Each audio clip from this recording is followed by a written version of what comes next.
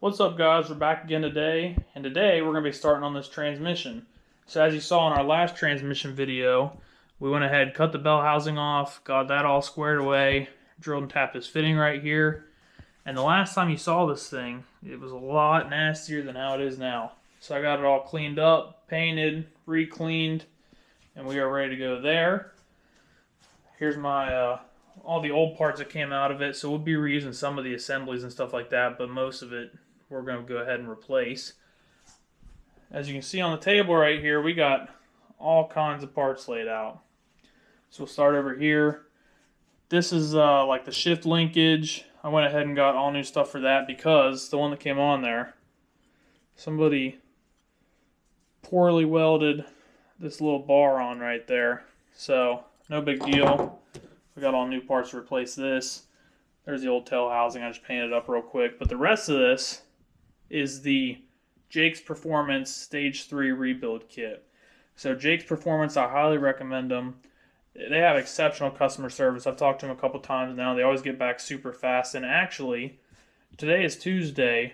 Sunday night, I came down here and kind of just started laying all this out, getting ready to start building this thing. And I actually noticed that I was missing a couple parts from a rebuild kit. So Monday, yesterday afternoon, I called Jake's and I was like, hey, I'm missing a couple things. They said, oh, no problem. We'll go ahead and send it out. We're going to overnight ship it. No big deal. We'll get it taken care of. So I talked to them at about 3 p.m. yesterday. They're in Texas. I'm in Pennsylvania. And today, whenever I got home from work, I had the missing parts sitting right here. So from Texas to PA in about 12 hours. That's pretty good. So super happy with that. So Jake's Performance, check them out. Awesome company. So there's our Stage 3 rebuild kit right there. We got a case saver right here. And then this over here is the Jake's Tree Killer valve body. So there's our valve body, separator plates underneath. We've got our solenoid, all our hardware right here. So that's all good. Coming over, we have our bell housing that you saw in the last video. Down beneath we have a new transmission pan, and the overflow can is also in there. Still waiting on a couple things. I'm waiting on my Rife sensor block for all my transmission sensors, and also the converter. That is also a Jake's billet 258 millimeter converter, so that's being custom built right now, so it's not here yet, but we got enough to get us going right here. So I'll go ahead and clean all this up a little bit and then we'll get started. We're going to start off by changing out the bushing in the back of our case. So here's the one that came out of there. I've already went ahead and just knocked it out. If you look down in here, this bore right here, it sits down in there like that. So no big deal, just knocked it out. Here's our new one we're going to replace it with. One thing I want to recommend if you're building these transmissions is this one is branded OMT. They sell the same kit on Amazon under about 30 different names, but it is a driver set. So you have all your different sizes from 18 to 74 millimeter. And then here's our handle right here. But the nice thing is you can stack two of these together. So this one, I have a 50 and a 53 stacked together. If you notice, if I grab the old bearing, you can see it sits down over the 50 millimeter and banks on that shoulder of the 53 millimeter, just like that. So go ahead, get this one changed out, no big deal, get the new one put in. Another thing I like to do is I like to measure the depth of all these bushings that are pressed in. So before you take the old one out, measure how far it is. This one was 110 thousandths, so we'll go ahead and install the other one to the same depth, and we should be good to go there. Alright, and there's our new bushing pressed in. Like I said, our last one, this depth right here, was 110 thousandths. So if we check this one, we are about 2 thousandths off where we were. So we are good there. So now we'll go ahead and install the case connector real quick. Alright, our case connector goes in right here. So we have this O-ring right there. I just put a little bit of Trans Gel on it so it goes in smoother. So we'll just pop that into place right there. Man, we're good to go there. Next, we can flip the transmission over and replace our shift shaft. It goes in there. So if yours is still in there, you need to pull it out. So it'll be in there just like this, pressed in there. They make a special tool that you can go in and use to pull it out. I like using these radiator picks and just go in there from the front, pop it out. You can't drive it out from the back, so you have to find a way to pull it out this way from the front. Like I said, they make a tool, but I just used a pick and I didn't have that big of a problem. So there's the old one, and we'll go ahead and grab the new one and put it in right there. Now, when you're going to install your new shift shaft seal, one thing you want to pay attention to is you'll see on this back side, it looks like that. Then on this side, you have that little radius end on the outside. We want this side to go facing out. So you want it to go in the hole just like this. You can use a seal driver to press it in. I actually like to use a small socket instead. You want to be careful when you're pushing it in. You don't want to beat on it too hard, because if you mess that seal up in there, it will leak. You'll have a transmission leak. So we'll go ahead and put it in there, use a socket, and we'll just tap it in. We want it to fully seat. There's a wall in there that it goes up against, so you want to make sure you get it all the way in there. And when installed, it should look just like that. The last thing we want to do is make sure our parking pawl spring is installed and attached to our parking pawl. So this will keep the parking pawl up and out of the way whenever we go to install all of our internal parts. So it hooks right on there, just like that, and it hooks down at the bottom underneath the pawl. So we are good to go there. Next, we need to remove our lower planetary carrier from our output shaft carrier. We're going to start out by removing the snap ring right here. So I already got it started. Once our snap ring is removed, we can go ahead, drop that down right there, pull this off, pull our bearings off right here. Now that we have everything cleaned and disassembled, we want to go ahead and replace this bearing right here. Before we do that though, we want to check the depth of it.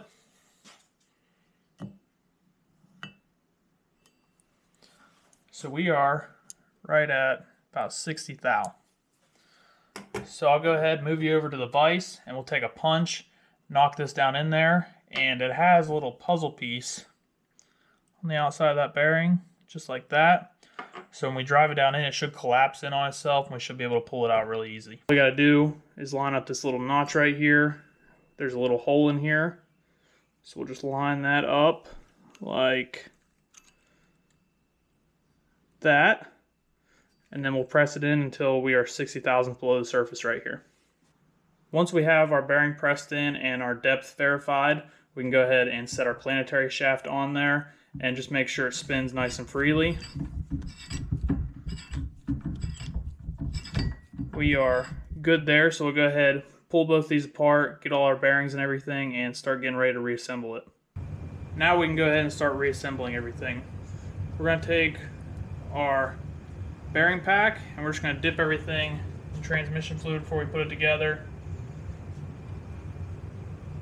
So we're going to start with this one right there. This lip, we want to go facing up, just like that. So we'll set that on there. We'll grab our bearing.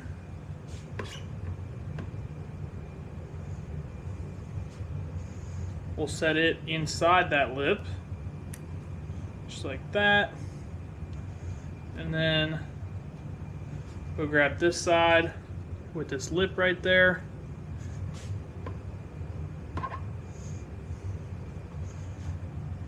And we want that lip to go facing down. So that lip will locate everything into place right there, just like that. We can then set this down on there, make sure everything lines up, sets down into place. Everything spins nice and freely. We're good there. So then we can grab our other bearings and put them on right there. Our next bearing set is going to be pretty much the same thing, but upside down. So we'll start with this little lip side.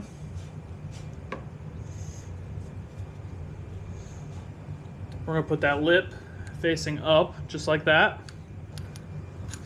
Slide it down on there. Then we'll grab our bearing,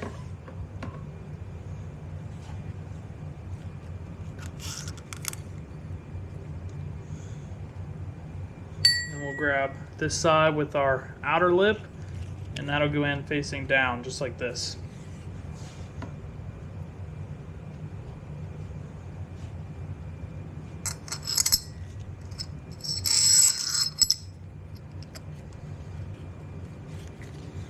Once we get everything lined up, we can go ahead and put our carrier on. So we'll just slide it down on there, line the gear up on the bottom until it drops down into place.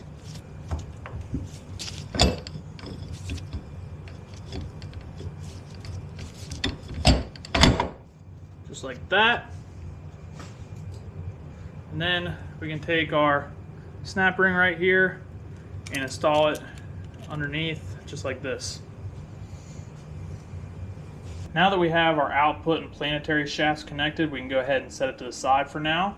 We can come over here to our reaction carrier, and I still need to clean this thing up real quick before we start working on it, but I wanted to show you before I did. This surface right here, you want it to be real smooth, especially if you're using it in a trans brake application like I am. So if you'll see all those little lines on there. This one isn't actually too bad. You can see those lines, but they're not real deep. So I'm gonna go ahead, clean this thing up, polish this, that way this outside's nice and smooth, and then we'll come back and start working on it. I just want to show you what it looked like before. Like I said, it's not super bad. Hit a little bit of stone and some Scotch-Brite and we should be pretty good there. Alright, we've got the reaction carrier all cleaned up and we got it polished. So, see if we can get you a little bit better light there. So I'm pretty happy with it. If you look, I mean, you can still see the lines a little bit. However, you can't really feel them. They're maybe a couple thousandths deep.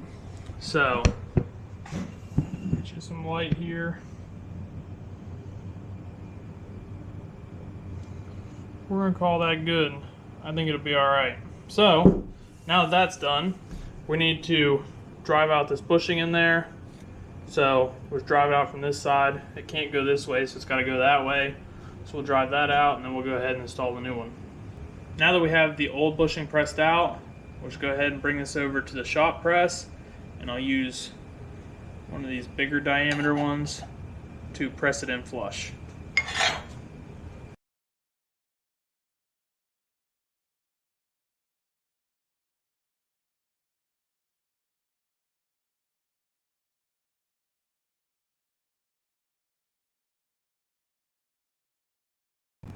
Now that we have that pressed in, we can take our clutch assembly and we'll dip it in some transmission fluid again.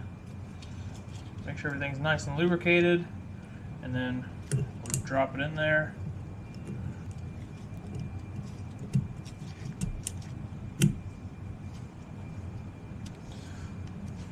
Next, we'll take our thrust washer, and if you can see, this kit comes with nice aluminum bronze ones. The old one is plastic, so we'll go ahead and upgrade to this one. And I put just a little dab of trans gel on the back side just to help it stick in place a little bit. So we'll put 3 little dabs just like that. That'll be good. And then we'll drop it in with the tanks facing down. It'll sit in the little holes just like that. We can then take our silencer ring, put it back on, just like that. And then we'll take our carrier and drop it down into place.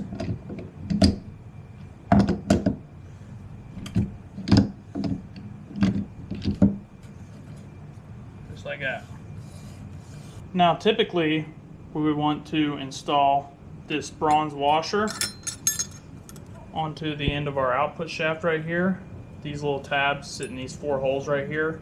However, because we are rollerizing the rear end, we're not going to be using this, so we'll set that off to the side, and we will not put a bronze bushing on the outside of the output shaft right there. Alright, we're over here at the transmission. Typically, you would put your thrust plate in right here in the bottom of the case. It would rest right here, and it would lock into these 3 tangs on the back of the case. We're going to be rollerizing it instead, so what we're going to be using is this bearing right here. So it comes with a shim kit. These are the shims. It comes with 3 different sizes. They say 20,000 shim is a good place to start, so we're going to drop that one in. So we'll drop it in, and it'll actually just sit over the back side of that bearing that we pressed in earlier to lock it in place. Next, we'll put our bearing in, and they say put the black side in facing down. So just like this. So we'll drop that in. All right, if we take our old thrust plate and spacer and stick them together and measure them, we get 150 thousandths. Then if we take our new bearing and our 20,000 shim, stick those together and measure that, we get 155 thousandths. So actually what I'm going to do is I'm going to switch out this 20,000 shim for the 15 thousandths, and we'll try that for our rear end play and see how that works instead of using this 20. So we'll swap that out, and then we should have the same thickness as our original spacer setup. Next, we're going to install our low band. I just went ahead and coated the inside with transmission fluid. So we'll drop that down in there. Now that we have our band in, we can drop our output assembly into place.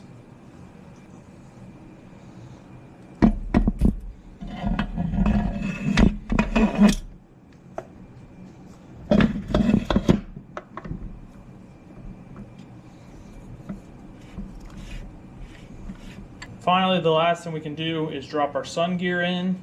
If you'll note, this side has that heavy chamfer on the inside, and if you look at this side, it does not.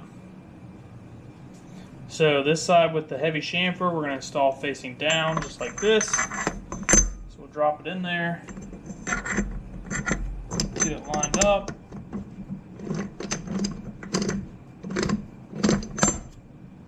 And there we are. Next, we're going to move on to disassembling our center support. So we're going to start by taking the ceiling rings off right here. So we'll just get a pick in there, pull them off just like that.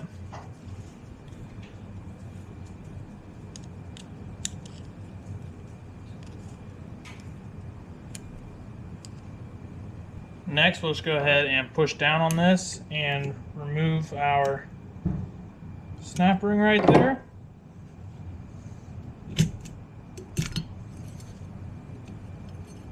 So that'll come off.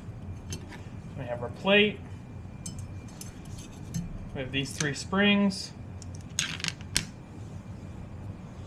our retainer,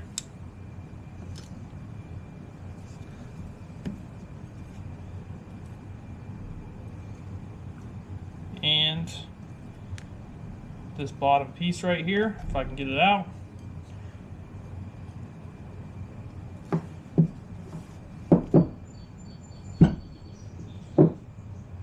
There's also 2 seals on here. We'll get those here in a couple minutes though. Now that we've got our center support disassembled and cleaned up, we need to press out the old bearing and put a new one in. So here's the old one. I've already pressed it out. You can see we got the new one right there lined up, ready to press in. The only thing you need to make sure is there's this little hole right there. It needs to line up with this square mark right there. That way whenever we press this down in there, we have a straight through hole. So we'll go ahead and press that one down into place. We can throw this one off to the side, and then we should be good to go.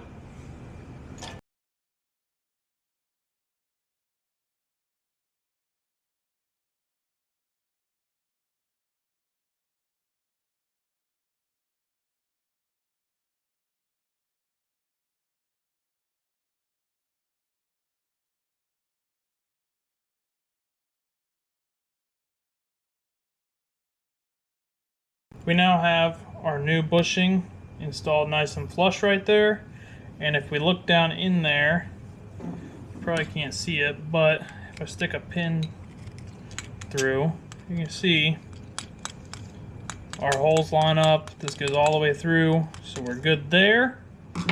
Now that we have that done, we can go ahead and take this, and there's 2 lip seals, one on the outside, one on the inside. We need to remove those because we're going to be replacing them. So we'll just peel them off just like that. throw those to the side. We have new ones, and we'll go ahead and get these replaced.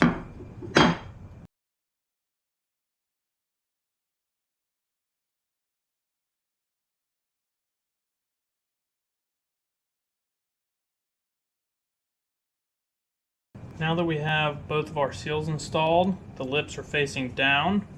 We're just going to line these 3 cutouts with the female side right there. So we'll put it in just like this, center it up. Now I've never actually done this before, so we're going to see how it goes. But we're going to use this lip wizard to kind of work both seals down in there. We'll get the inside one going. Come out here to the outside one. And we're just going to keep downward pressure on it.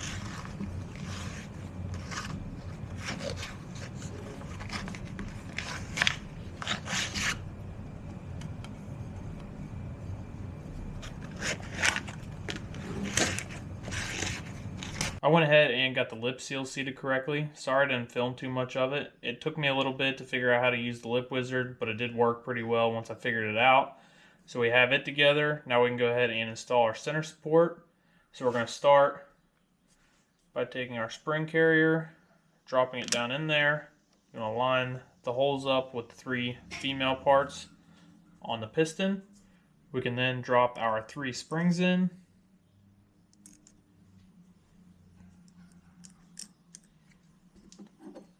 After that, we can put our plate on top. We can then collapse it with our hands and secure our snap ring into place.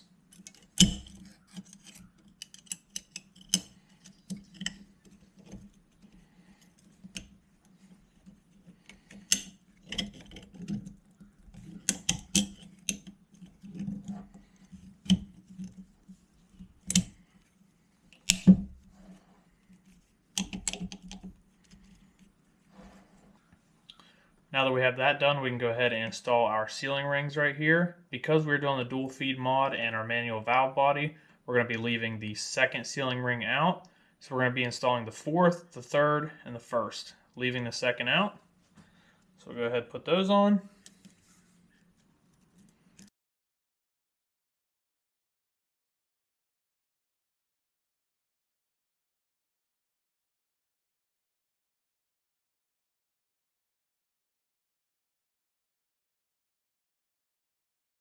Lastly, we have this bushing right here. It'll go down inside of our center support on the back side.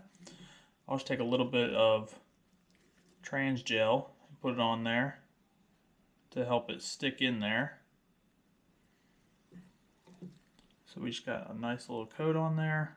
We'll drop it down in there. And then we have one final Torrington bearing that'll go on right there, just like that. You can put it on right here before you put it in. However, I like to put it inside the transmission instead. That way, when you're setting this center support down in there, you don't have to worry about it falling out. So we'll move over to the transmission and we'll put this in, and we can drop our center support in. Next, we're going to install our Torrington bearing set in here. So we're going to take the bearing with the higher step right there. I'll go ahead and put a little transmission fluid on this. We're going to drop it straight down on there. It'll go with this lip facing up. And it'll sit right on top of the sun gear, just like that. We'll then drop our Torrington bearing on top of that.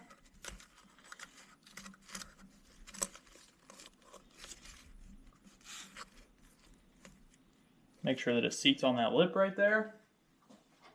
We'll then grab our race with the smaller lip and install it on also with this lip facing up, just like this.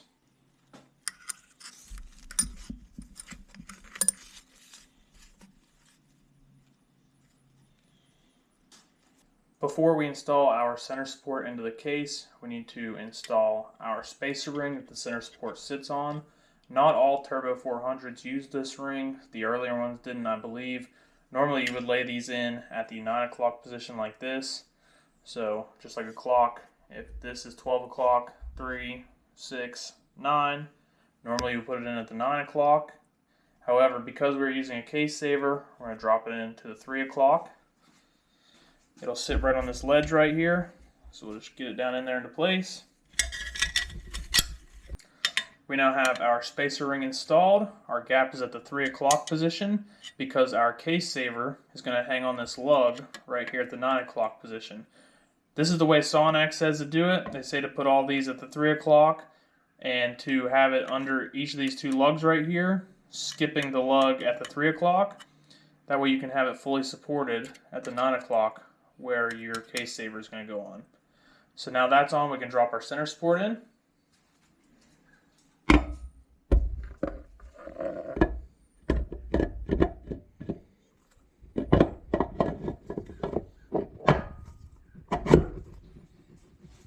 We can now go ahead and hang our case saver on this lug right there. So if you notice, it lines up with that notch right there in the center support, and we're hanging on there. Now that's done, we can go ahead and install our center support ring. So if you'll notice, one side right here is beveled, and the other side is flat. We're going to install it with the flat side facing down, and our gap right there at the 3 o'clock position, skipping that 3 o'clock lug.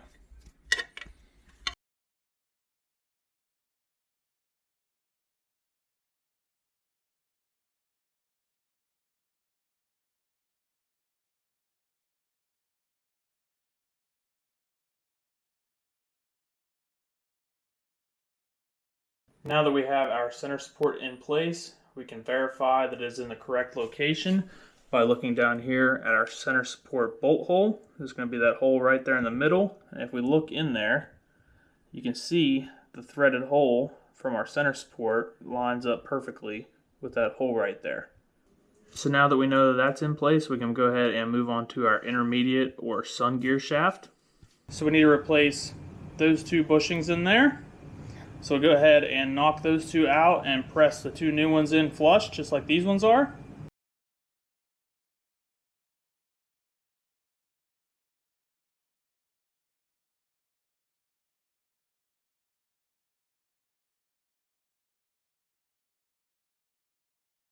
Now that we have our intermediate shaft bushings replaced, we can go ahead and install it. The side with two sets of teeth is going to go in facing down. So we'll drop it down over the shaft.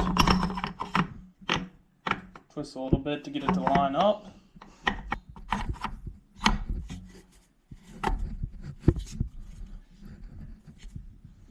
And there we have it fully seated into place.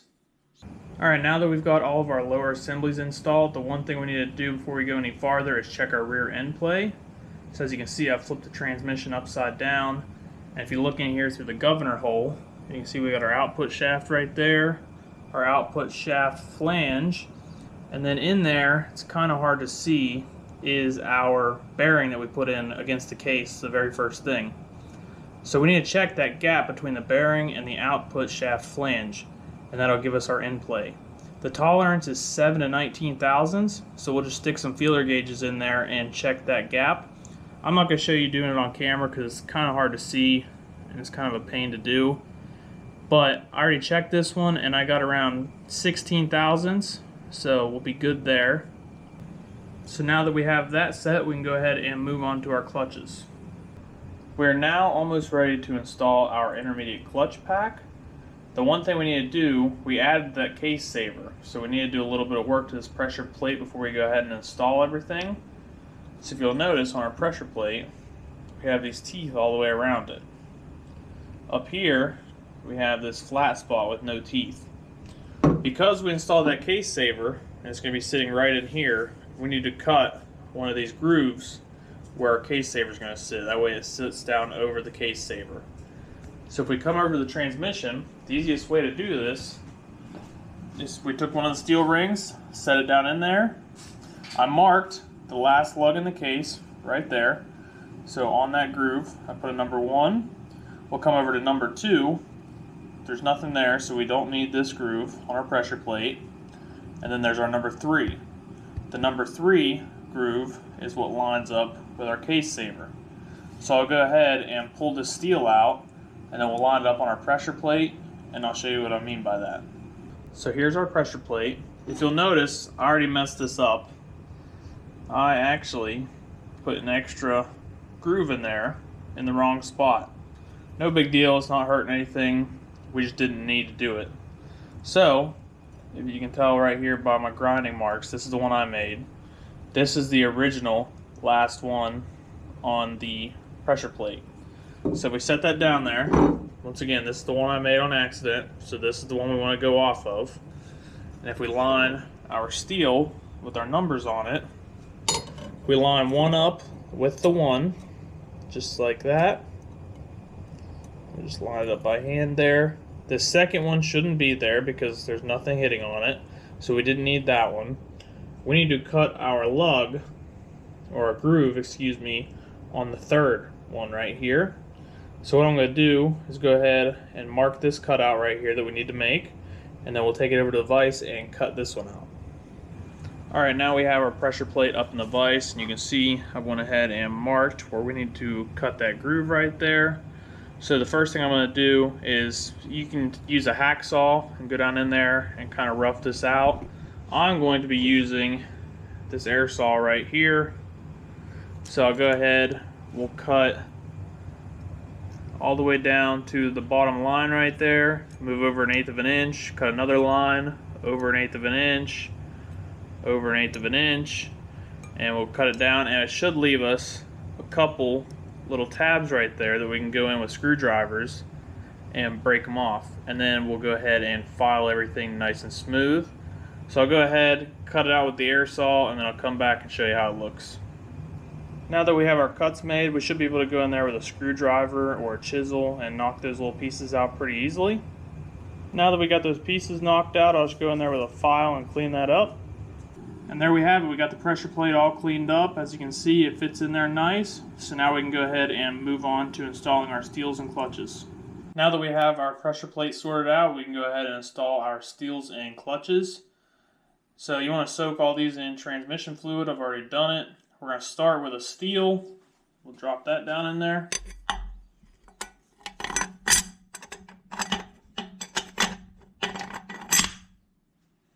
Next, we're going to drop in one of our clutches. These clutches, you want to let them soak in transmission fluid for at least 20 minutes. These ones have been sitting in fluid for a couple hours, so we're good there. We'll drop it in. We're going to have 3 steels and 3 clutches. They're going to alternate.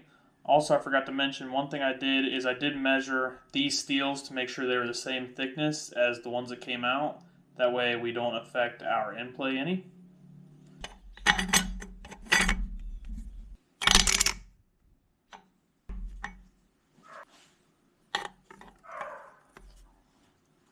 Now that we have our 3 steels and 3 clutches in, we can go ahead and drop in our pressure plate. Now that we have our steels and clutches in, we can go ahead and install our heavy-duty intermediate snap ring. So it'll just go down in there over top. Once again, we want that gap to be at the 3 o'clock position.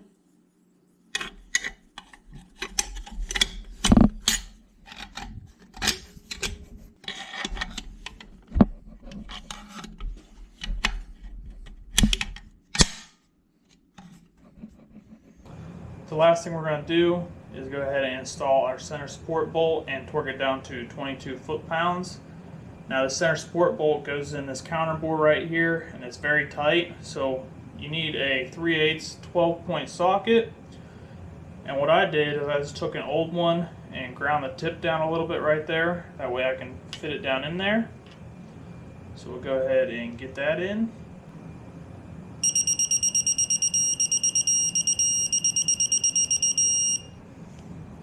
The last thing we're going to do is air test our clutches. And what I mean by that, if you look at our center support bolt, you can see there's a hole in the middle of it. If we hook up our air to that hole and put air through that hole, we should see the clutches move up and down. So I'll go ahead and get you set up over here, and then we'll air test it, and you should see those clutches be able to move in and out. So I've got you guys set up over the front of the transmission. I'm going to go ahead and put 30 psi of air through our center support bolt.